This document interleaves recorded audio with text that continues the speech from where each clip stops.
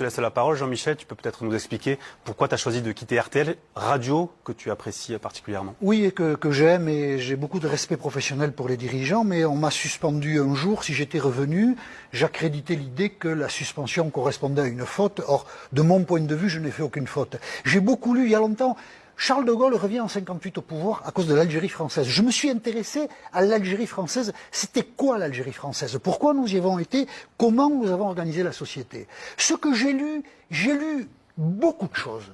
Ce que j'ai lu m'a horrifié. La France a créé une société inégalitaire, une société où les gens qui étaient originaires de cette terre étaient exclus de tout, plongés dans la pauvreté, dans l'ignorance. On a conquis la terre en massacrant des innocents pendant les 132 ans d'occupation. Il y a aujourd'hui en Algérie des plaies ouvertes pour le mal que nous avons fait. Ce mal, les autorités françaises ne veulent jamais le reconnaître, et la transmission de cette mémoire n'est pas faite en France. On oublie tout ça, on met un couvercle. Donc quand j'arrive avec mes gros sabots la première fois à RTL où j'en parle, je n'avais pas anticipé que le débat viendrait là-dessus, je comprends qu'il y a de l'émotion. Mais l'émotion, elle n'est pas liée à des erreurs que j'ai commises, l'émotion, elle est liée à une ignorance collective de ce qu'a été l'Algérie française. Regardons ce que nous avons fait, et je crois que si, honnêtement, nous regardions ce que nous avions fait, des dirigeants de ce pays prendraient la parole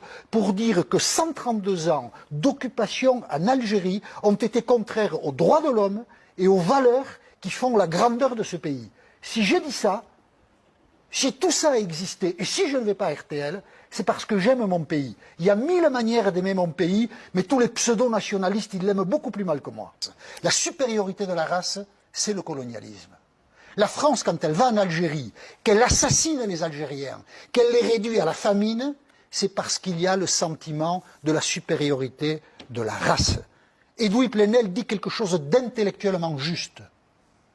Le colonialisme et le nazisme ont intellectuellement partie liée. Mais le nazisme, ça n'est pas que ça. C'est la supériorité de la race. Et le colonialisme, c'est ça. Et le colonialisme en France a tué des millions de gens. En Algérie, à Madagascar, dans les pays d'Afrique occidentale, nous avons été des meurtriers dans l'histoire. Et il faut le dire.